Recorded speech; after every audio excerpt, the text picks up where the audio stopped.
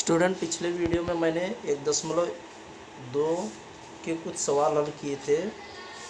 उस बचे हुए सवाल को मैं होमवर्क दे रहा हूँ, आप हल करने की कोशिश कीजिए। मैं अगले वीडियो में इसको हल करके अपलोड कर दूँगा। चौथा सवाल है 3x - y बराबर 2। 2x - y बराबर 3। आपको करना बस यही है कि x और x का मान लेना है, y का मान रखना है।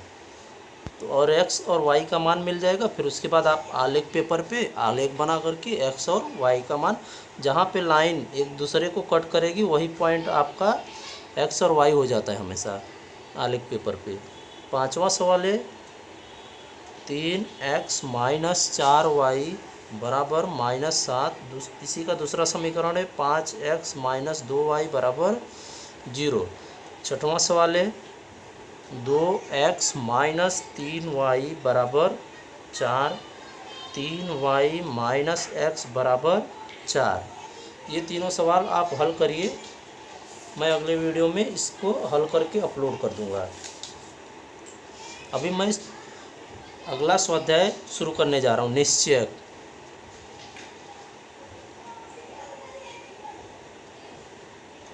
निश्चयक को इंग्लिश में बोलते हैं डिटर्मिनेंट।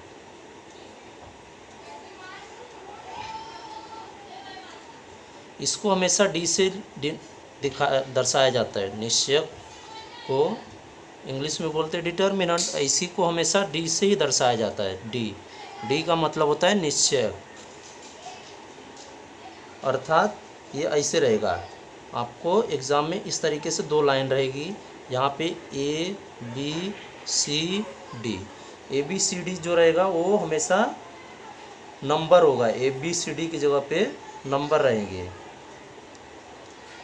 इसको बोला जाता है रो, इसको भी रो बोला जाता है। ये फर्स्ट रो रहेगा, ये सेकेंड रो रहेगा। इसको बोलते कॉलम, इसको भी बोलते कॉलम। मतलब जो ऐसी लाइन रहेगी उसको बोला जाएगा रो, और ये जो ऐसे रहेगा खड़े में उसको कॉलम बोला जाता है। C1 C2। इसको हल करते समय जैसे यहाँ पे ABCD दिया हुआ है, तो आपको हल करते समय सबसे पहले इन दोनों का गुणा करेंगे, A गुणे D। फिर उसके बाद माइनस का चिन्ह आ जाता है। फिर उसके बाद B गुणे C करना है, B गुणे C। हमेशा D के बराबर लिख करके करना है। D का मतलब होता है निश्चयक, डिटर्मिनेंट।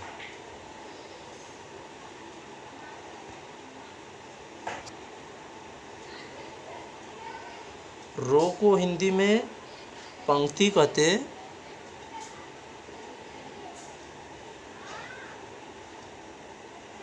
और कॉलम को स्तंभ कहते हैं। मतलब कि ये जो रहेगा इसको बोलेंगे स्तंभ, इसको बोलेंगे पहला पंक्ति, ये दूसरी पंक्ति, और इसको पहला स्तंभ, ये दूसरा स्तंभ। अभी मैं कुछ उदाहरण देता हूँ आपको। जैसे कि यहाँ पे एक सवाल दिया, उदाहरण लेते 5 3 7 9। करना क्या, इसमें निश्चयक निकालना है। निश्चयक के लिए बराबर पहले इन दोनों का आपस में गुणा करेंगे, इसका और इसका। 5 का 9 के साथ 5 गुणे 9। फिर उसके बाद माइनस का चिन्ह आ जाएगा। फिर 3 का गुणा 7 के साथ, 3 गुणे 7। फिर यहाँ पे क्या करेंगे, 5 का गुणा 9 के साथ, 5 9 45। इसका गुणा किया तो 7 3 21। फिर उसके बाद इसको हल करना है। 45 में से 21 जाएगा तो कितना बचेगा, 24। ये हो जाएगा निश्चयक का मान। दूसरा उदाहरण लेते हैं, -8 -3 2 4। अब इसका गुणा इसके साथ करना है, तो D बराबर -8 गुणे 4 हो जाएगा, माइनस, फिर इसके बाद यहाँ पे -3 दिया हुआ है तो -3 को ब्रैकेट में रखेंगे, फिर गुणे 2। इसको भी आप ब्रैकेट में रख लो, ब्रैकेट कोष्टक में रखेंगे तो आपको आसानी से समझ में आ जाएगा। फिर उसके बाद 8 का गुणा इसके साथ किया तो 8 चौक 32, लेकिन यहाँ पे माइनस था, यहाँ प्लस था, इसलिए माइनस हो गया। फिर माइनस को मैं यहाँ पे, ये सूत्र था माइनस, सूत्र में माइनस था इसलिए माइनस चिन्ह यहाँ पे रखा और यहाँ पे रख दिया ऐसे ही। फिर इसका गुणा किया इसके साथ तो 3 दूनी 6, लेकिन ये माइनस था तो इसलिए इसको माइनस मैंने लगा दिया। फिर यहाँ पे देखो -32 और माइनस का गुणा माइनस के साथ करोगे तो प्लस हो जाता है, +6। स्टूडेंट इतना ध्यान रखना कि जब माइनस को आप माइनस के साथ जोड़ते हो तो चिन्ह माइनस का आता है, लेकिन ये जो दोनों संख्या रहेगी वो आपस में जुड़ जाएगी। माइनस को आप किसी भी संख्या के साथ घटाते हो तो वो घटेगा और चिन्ह प्लस का ही लगेगा, लेकिन जब आप माइनस का गुणा किसी भी संख्या के साथ माइनस में करते हो तो चिन्ह हमेशा प्लस का हो जाता है। अब माइनस को आप किसी भी संख्या के साथ प्लस करते हो तो चिन्ह हमेशा माइनस का लगता है। वैसे ही यहाँ पे माइनस का गुणा माइनस के साथ किया तो इसलिए प्लस आ गया, और यहाँ -32 दिया हुआ है तो 32 में से 6 जाएगा तो कितना बचेगा, -26। ये था उदाहरण। अभी कुछ और सूत्र है वो बताता हूँ मैं आपको। जैसे कि सवाल का में निश्चयक बोलेगा तो डी निकालना है। इसका एक सूत्र है dx/d और dy/d। ये dx जो होता है वो x से निकलता है, x बराबर dx/d और यहाँ पे y बराबर dy/d।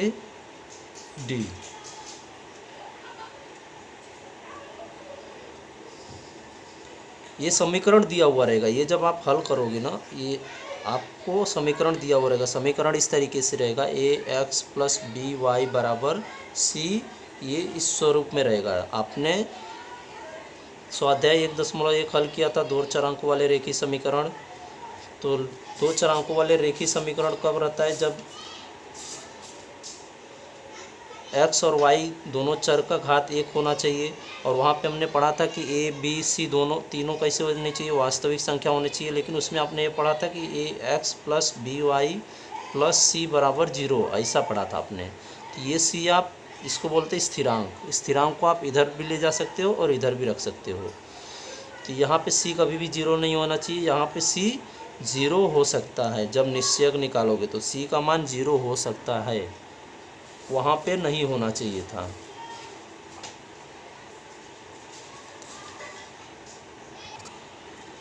इसको आगे हल करते समय मैं फिर से बताऊंगा। पहले इसके ऊपर कुछ सवाल दिए हुए हैं, मैं हल करने जा रहा हूँ। ये उदाहरण था। प्रश्न संग्रह 1.3। प्रश्न संग्रह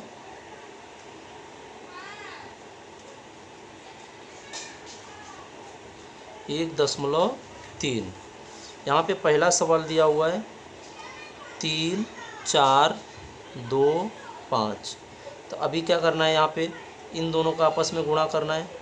3 गुणे क्या हो जाएगा 5, माइनस सूत्र में होता है इसलिए माइनस का चिन्ह लगाया। फिर उसके बाद 2 गुणे 4, 2 का गुणा 4 के साथ किया।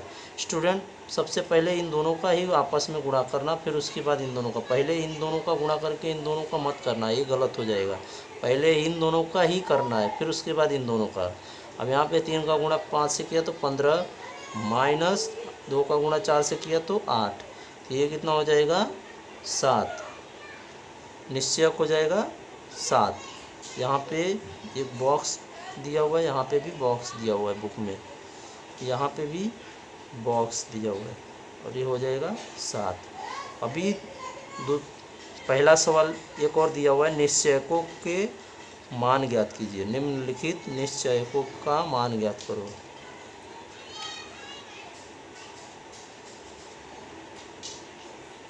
निश्चयकों का मान ज्ञात कीजिए। पहला सवाल है -1, 2, 7, 4, -1, 2, 7, 4। निश्चयकों का मान मतलब डी निकालना है। सबसे पहले क्या करेंगे, -1 का गुणा 4 के साथ करेंगे, इन दोनों का आपस में तिर्यक गुणा। फिर उसके बाद माइनस चिन्ह सूत्र में दिया हुआ है, फिर 7 का गुणा 2 के साथ, 7 गुणे 2। यहाँ हो जाएगा माइनस का गुणा 4 के साथ -4। इसका गुणा करेंगे तो -14 हो जाएगा। अब यहाँ पे माइनस है, यहाँ पे भी माइनस है, तो माइनस माइनस क्या हो जाएगा प्लस हो जाएगा, यहाँ 18 हो जाएगा। लेकिन इसमें बड़ी संख्या क्या है 14 है, माइनस है तो इसलिए माइनस। माइनस को माइनस के साथ जब जोड़ते हो तो प्लस होता है, लेकिन चिन्ह माइनस लगता है क्योंकि बड़ी संख्या में माइनस होता है। अभी दूसरा सवाल दिया हुआ है 5 माइनस 7 3 0। यहाँ पे निश्चयक निकालना है। डी बराबर 5 का गुणा किसके साथ करना है, 0 के साथ तिर्यक गुणा होना चाहिए। फिर माइनस 3 का गुणा 7 के साथ, तो 3 गुणे माइनस 7। फिर यहाँ पे हो जाएगा 5 का गुणा 0 से 0, माइनस 3 का गुणा 7 से माइनस 21। अभी यहाँ पे 0 ऐसे रखता हूँ, ये माइनस का इस माइनस के साथ गुणा होगा। माइनस का गुणा माइनस के साथ होता है तो प्लस का चिन्ह लगता है, लेकिन संख्या को आपस में गुणा होगी, संख्या दोनों आपस में गुणा होगी, लेकिन चिन्ह जो रहेगा वो प्लस का रहेगा हमेशा। तो यहाँ पे प्लस 21 हो जाएगा बराबर 21। फिर तीसरा सवाल दिया हुआ है 7/3, 5/3, 3/2, 1/2। अभी यहाँ पे देखो निश्चयक मतलब डी हो गया। फिर उसके बाद इसका और इसका आपस में गुणा करेंगे तो 7/3, तिर्यक गुणा इन दोनों का करना है 1/2, माइनस हो जाएगा, सूत्र में माइनस दिया होता है इसलिए माइनस लगाया। 5/3 गुणे 3/2। अभी देखो फिर उसके बाद जब भी गुणा करना है तो ऊपर वाले का ऊपर वाले के साथ, 7 का गुणा 1 के साथ 7, इसका गुणा इसके साथ करेंगे तो 3 दूनी 6। फिर 5 का गुणा 15 3 के साथ, फिर उसके बाद 3 का गुणा 2 से 6। अभी देखो यहाँ पे दोनों का हर समान है, इसको अंश बोलते हैं ऊपर वाले को, नीचे को हर बोला जाता है। दोनों का हर समान है तो क्या हो जाएगा, सामान्य बाहर आ गया। फिर उसके बाद 7 माइनस 15 हो जाएगा। फिर क्या बचेगा, -8 बचेगा बटे 6। अभी इसको भाग जा सकता है, 2 तिहाई 6, 2 दूनी 4, -2/3। इसको भाग 2 से दिया था, 2 चौके 8, -4/3 होगा, -4/3। यहाँ पे 2 से भाग दिया था ना, 2 तिहाई 6, 2 चौके 8, तो -4/3 ये हो जाएगा आंसर। दूसरा सवाल दिया हुआ है निम्नलिखित युगपत समीकरण को क्रैमर पद्धति से हल करो। क्रैमर पद्धति, क्रैमर पद्धति, क्रैमर पद्धति मैं अभी आपको ये बता रहा था। यहाँ पे dx/d, dy/d, इसी को बोला जाता है क्रैमर पद्धति। और ये dx को निकालने के लिए आपको x बराबर dx/d निकालना पड़ेगा, dy/d निकालने के लिए y बराबर dy/d निकालना पड़ेगा। और ये d तो अभी आपने कैसे निकालना है वो समझ ही लिया। इसी को अभी मैं इसको थोड़ा सा और अच्छे से बताता हूँ। ax + by = c, इस तरीके से प्रश्न दिए हुए रहेंगे, मतलब कि a b c की जगह पे वास्तविक संख्या रहेगी और x y क्या रहेगा, आपका चर रहेगा। एक्स वाई की जगह पे यम भी हो सकता है, एन भी हो सकता है, पी भी हो सकता है, क्यू भी हो सकता है, ए से लेकर के जेड तक कुछ भी हो सकते हैं। प्रश्न में आपको 2 समीकरण दिए रहेंगे। समीकरण जैसे a1x + b1y = c1 हो जाएगा। फिर a2x + b2y = c2, ऐसा 2 समीकरण दिया रहेगा। जैसे आपने पिछले स्वाध्याय में देखा होगा, 2 समीकरण दिया हो रहता था, दोनों को हम हल करते थे। युगपत समीकरण में 2 समीकरण रहता था, दोनों में से x का मान निकालते थे, फिर y का मान रखते थे। यहाँ पे भी ऐसे 2 समीकरण रहेंगे। अभी सूत्र क्या था, x = dx/d और y = dy/d, ये सूत्र था। अभी dx/d हमें निकालना कैसे वो देखते हैं। तो सबसे पहले आपको dx निकालना पड़ेगा, dy निकालना पड़ेगा। और d तो सबसे पहले ही आप निकालोगे, यहाँ से d मतलब निश्चयक, d निकालोगे, dx निकालोगे, dy निकालोगे। फिर उसके बाद आप इसी को भाग दोगे, यहाँ पे dx/d निकालोगे, मतलब निश्चयक का जो यहाँ पे मान निकाला रहोगे, dx dy और d, तो dx/d ये मान रखोगे, फिर dy/d का मान रखोगे। तो dx निकालना कैसे आपको मैं बताता हूँ। x = ये देखिए यहाँ पे समीकरण दिया हुआ है, तो आपको निकालना है डी एक्स। तो यहाँ पे एक्स का मान छोड़ दो, एक्स का मान छोड़ करके, तो एक्स का मान छोड़ करके सबसे पहले कौन सा मान लिखोगे आप, C1 लिखोगे, और यहाँ पे हो जाएगा नीचे उसके C2, और फिर उसके बाद y का मान लोगे B1/B2, समझ गया। फिर उसके बाद dy का मान निकालना है। dy का सूत्र क्या है, ये जो y का मान है इसको छोड़ दो, उसके पहले देखो a1 दिया हुआ है, तो यहाँ पे a2 है, ये लिखना है, और यहाँ पे c1 दिया हुआ है और ये c2, ये dx और dy निकालने का सूत्र है। अब इसी को आप अगर नंबर से देखना चाहते हो तो आप नंबर से भी दे सकते हो, जैसे इसको A11 ले लो, इसको A12 ले लो, इसको A13 ले लो, इसको A21 ले लो, इसको A22 ले लो, इसको A23 ले लो। तो यहाँ पे आप अगर dx को ऐसे नंबर से याद रखना चाहो तो C1 की जगह पे क्या हो जाएगा, 13 हो जाएगा, और यहाँ पे C2 की जगह पे क्या हो जाएगा, 23 हो जाएगा। फिर उसके बाद B1 की जगह पे क्या हो जाएगा, 12, यहाँ पे हो जाएगा 22, और dy के लिए हो जाएगा A1 की जगह पे क्या है, 11 है, फिर यहाँ पे A21 है, और यहाँ पे क्या दिया हुआ है, C1 C2 के लिए 13 है, यहाँ पे 23 है।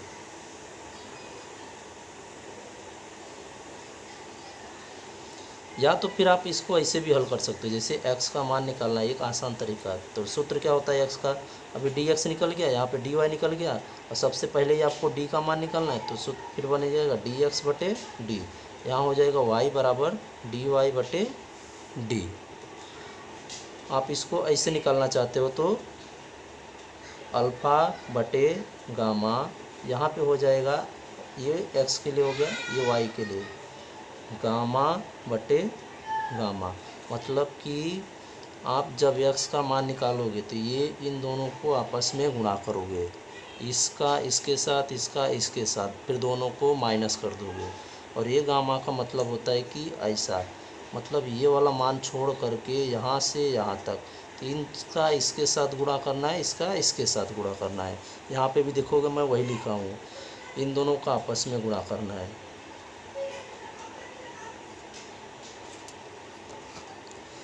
फिर उसके बाद इसमें भी दिया हुआ है, इसमें गामा/गामा है, गामा/गामा मतलब इन दोनों का आपस में गुणा बटे इन्हीं दोनों का आपस में गुणा। अभी इसको मैं अच्छे से एक सवाल बताता हूँ, उसमें आपको समझ में आ जाएगा। सवाल,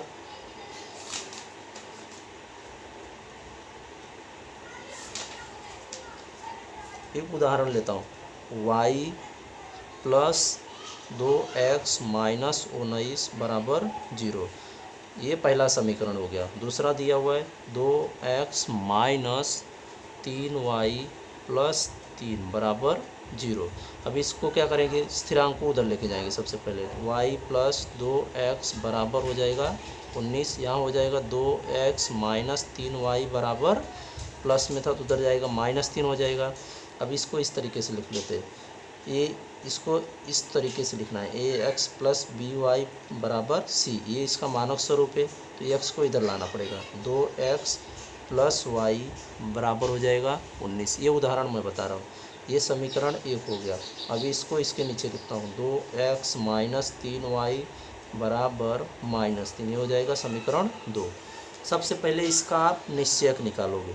निश्चयक के लिए d होता है, d का मतलब होता है कि x और y वाला मान रखना है यहाँ पे। तो यहाँ पे d का मान सबसे पहले क्या रखेंगे, यहाँ पे मैं आपको बताया नहीं था, इधर लिखता हूँ मैं, d बराबर a1 a2 b1 b2, ये सूत्र है d का, और ये x का ही dy का है। फिर उसके बाद ये वाला सूत्र आपको लगाना है, इसी को बोला जाता है क्रैमर पद्धति। क्रैमर पद्धति का मतलब होता है dx/d dy/d। सबसे पहले d का मान रखेंगे हम, निश्चयक निकालेंगे, a1 a2 b1 b2।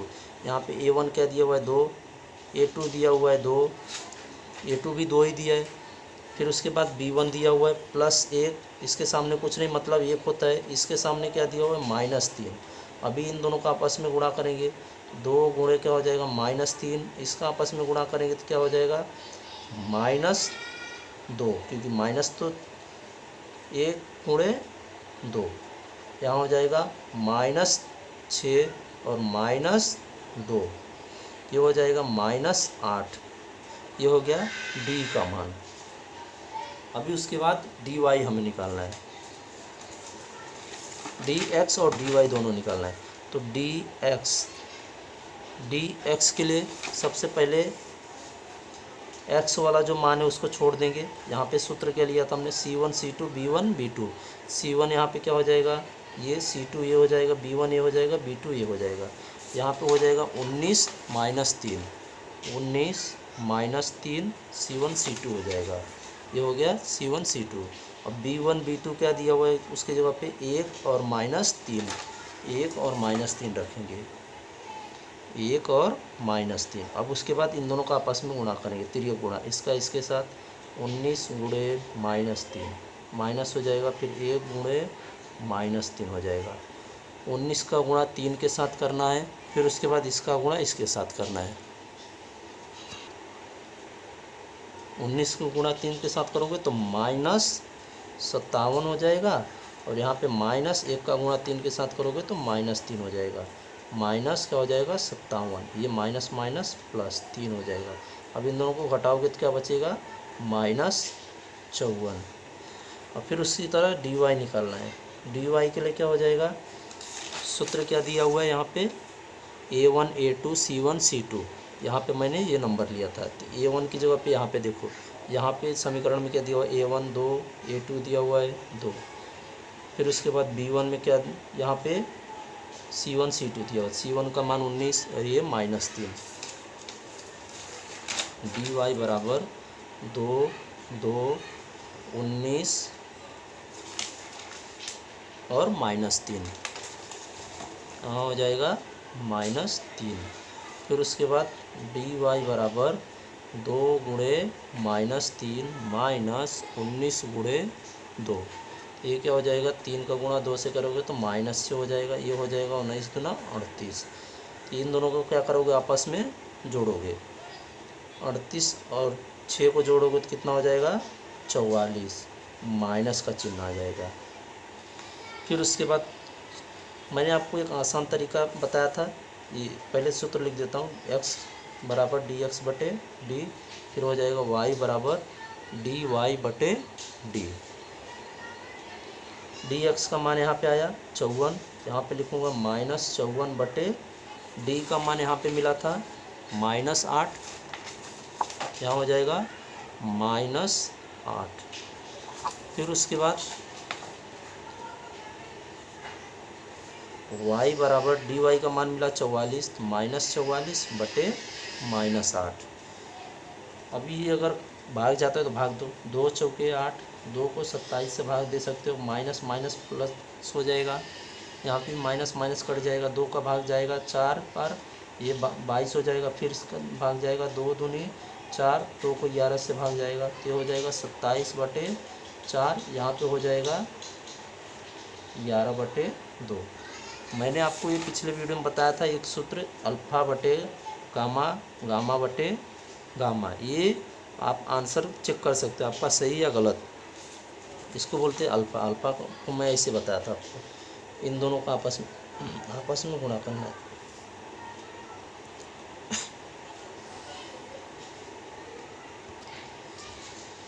इन दोनों का ऐसा दिखाया था अल्फ़ा, तो इन दोनों का आपस में गुणा और इन दोनों का आपस में गुणा। तो यहाँ पे देखोगे 19 2 लिखा हुआ है और 2 -3 लिखा हुआ है, तो यहाँ पे भी देखो 19 गुणे -3 हो गया, 1 गुणे 3 हो गया, यहाँ पे भी वही आ रहा था। ये आपको x छोड़ना है अल्फ़ा के लिए, इन दोनों को आपस में लेना है। तो ये 19 को इससे गुणा जाएगा और इसका इसके साथ, तो 19 गुणे -3 1 गुणे -3, यहाँ पे भी वही आया 19 गुणे -3 1 गुणे -3। फिर उसके बाद क्या लिया हुआ है, गामा। तो गामा का मतलब होता है कि ये y वाला जो मान रहेगा उसको छोड़ना है, तो ये ऐसे आएगा आपका, ये इस तरीके से। इसको मैं थोड़ा सा अच्छे से लिखता हूँ, 2x + y बराबर 19, 2x - 3y बराबर -3। अभी गामा लेना है, तो गामा का मतलब होता है कि यहाँ से शुरू करना है यहाँ पे और इस तरीके से जाना है, मतलब इन दोनों का आपस में गुणा और इसका इसके साथ गुणा। यहाँ पे देखो 2 का 3 के साथ हुआ है, 19 का 2 के साथ हुआ है। यहाँ पे भी देखो 2 का 3 के साथ, 19 का 2 के साथ। यहाँ पे भी 2 का 3 के साथ, 19 का 2 के साथ। 2 का 3 के साथ, 19 का 2 के साथ। यहाँ पे भी वही हो गया, इन दोनों को आपस में भाग देना था। फिर उसके बाद गामा बटे गामा, मतलब इसी का मान लेकर के इन दोनों को हल करना है। आपको पेपर में इसी तरीके से लिखना है। ये मैं सिर्फ आसान तरीके से हल करने का तरीका एक बता रहा था कि आप आंसर कैसे निकालोगे, ये आपको हल नहीं करना है। तरीका पेपर में यही दिया हुआ है, इसी तरीके से आपको हल करना है, यहीं तक है। और हल करने की विधि यही है, इसको इसी तरीके से आपको हल करना है। यहाँ पे